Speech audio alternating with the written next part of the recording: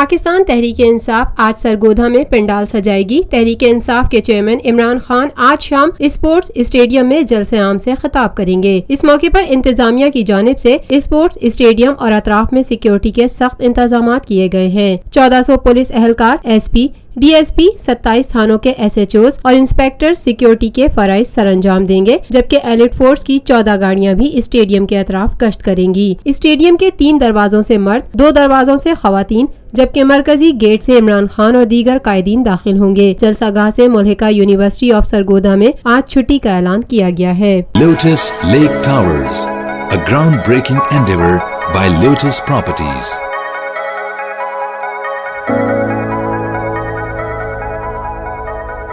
मुल्की, बैनुल-अक़वामी, समाजी, सियासी, तिजारती, सकाफती, तफरीही, मालूमाती और खेलों से जुड़ी हर छोटी बड़ी खबर का मरकज TNN TV।